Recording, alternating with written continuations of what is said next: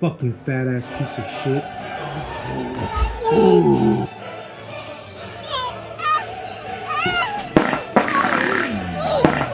Yo, what's up, guys? It's Variety.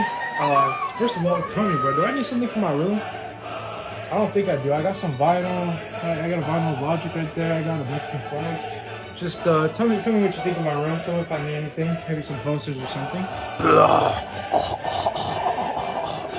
Also, thank you so much for that last video. It blew up like crazy. It's my second most viewed video. I hope when this comes out, it's about to hit 100 views. So, probably, you know what, get that to 200, bro. I think we can do it. Oh my gosh, bro. I farted and it stinks like shit. Alright, guys. It is incredibly dark in here. Alright, so I'm looking kind of getting scared. But, so for number one, we're going to be talking about La Llorona. Now, this is probably the most common Mexican horse like legend of all time. Everybody has heard of this shit. Okay, so the story starts with a woman named, I'm pretty sure her name was Maria, and this took place probably like 16 something, so it was how long? But basically, this woman was the most beautiful woman, and basically hit that shit.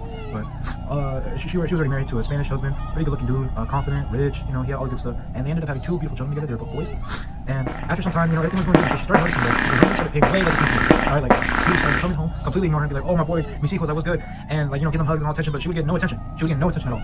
And at first, you know, she was obviously saddened by it, but she didn't do anything too crazy until when he decided to cheat on her for another woman. And she was just completely devastated. She didn't know what to do. That was the love of her life. But she just didn't know what to do, so she decided to grab both of her kids and drown them in a nearby lake. And after she did that, she was just completely devastated. And there was so much grief, so much grief for the children. She decided to throw herself into the lake and drown her. And the story continues with her at the pearly gates, you know, trying to get into heaven. And as punishment, God sent her to roam the earth forever. Sorry about that. And just find her children. But the thing was that her children are, at least from the story's background, are in heaven. So she's looking for help. And I don't think she knows that. There's two representations of the story. The one, she doesn't know that. She just takes children because she thinks it's her own. And the second one, she's just completely scared that knows for a fact she can't ever get into heaven. So she just decides to, you know, kill every child she sees. But anyways, continuing the story, she's now, you know, cursed to roam the earth forever. And as rumors say, if you don't do your chores, don't listen to your parents at night, then the next time you're outside, La Llorona will come and get you. Now, when I heard this story when I was a child, holy fuck, I was so scared. I was so scared. I couldn't even sleep at night. Anytime I heard, like, crying, even if, like, it was, like, daytime, if I heard crying anywhere near me, bro, I would sprint off, book that shit. That scared me so bad. If you weren't scared of La Llorona as a kid, bro, like, you have some balls of steel, bro. And, so yeah, everyone knows about the story. Me, personally, do I think it's true now? I do believe in the paranormal, but La Llorona herself, I'm gonna go with the 50-50. I'm just not sure yet. But that's just my opinion. You know, people have different opinions. You know, that's fine. Anyways, on to the next one. Okay, now for this one, I'm pretty dumb, so I don't exactly know what legend means, but we'll just go with this. We're gonna be talking about the legend of Momo. Now, again, for this one, I don't need much research because I was absolutely terrified.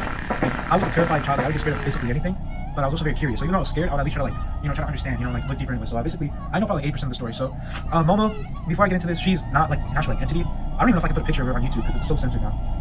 We'll just try to see how it goes. So there's a picture right there of Momo. She was really just a statue, I think, like in Korea, like a Japanese or Korean museum or something. And it was just for like an art museum. It was just art. So I don't really know how that became so big because, you know, obviously it's not scary anymore, but back then it was. I mean, just look at it. But so according to legend, the legend is Momo. You know, this whole thing is basically. So as I'm recording this video, I just started thinking you better explain this in video. So this is obviously not real. Never was. So Momo, you know, I already explained what it looks like. Somebody took a screenshot of it basically and started making people do like really like it was like a blue whale challenge. Pretty much everyone that's watching the video should know what the blue whale challenge is. But if you don't know, it was just this set of challenges that would get worse day by day. I think it was like 50 days of this, and it would always end with, you know, you have to kill yourself. And if you're wondering why would anybody want to do this, well, usually they would, you know, leak their information, say like, I'm gonna kill your mom, I'm gonna kill your dad. So if you don't do this, either you die or they die. Like the whole life is worse. But so yeah, they started doing this type of challenges, and honestly, those are just sick fucks that make people want to kill them. And they definitely scared a whole generation. Like every time I looked at the photo when I was like, I think it was like 10 or 11, however old I was, my heart was in my ass. That shit scared me so bad. But you know, obviously now it's not real. But the people that, you know, actually weren't trying to kill themselves, they would just easily scare people. You know, tell them that they're going to get you. So yeah, there's a story of Momo something shooting fast. Yeah, pretty much everybody knows about it. But on to the next one. Okay, guys, so this is gonna be the legend of the Bunny Man. Now, the Bunny Man is honestly one of the most famous legends ever. I've heard it many times, but what I didn't know, apparently, like, this has been like news for a long ass time, but I never knew this shit was real. This shit is actually totally real. But this takes place in a place called Fairfax County. I don't know which state. Google AI did not specify. Yes, that's where I get my information. I fuck you. But so the myth goes in 1904, a man named Douglas Griffin escaped, or not escaped, but he was on a bus from St. that was going under a bridge in Fairfax County, and the bus crashed. He got off and he started eating bunny rabbits to survive. And then, you know, he later. And after he was bunny rabbits, he actually lived the crash and apparently started living under the bridge. And, you know, the myth was that every single time you dead people and shit like that. And yeah, it was for me. The real story is that apparently, I don't know where, I'm pretty sure it's the same bridge, but in 1970 there was a man in a bunny costume threatening people with an axe, saying if you come near here I will kill you. He was just a completely crazy guy. And this is real. This is fully real. Okay? And that was in 1970, so I'm assuming he died. Alright, I'm praying that he died. Or who knows, maybe somebody wanted to continue his legacy, I don't know. But that shit, like, is just creepy that the legend can actually kill.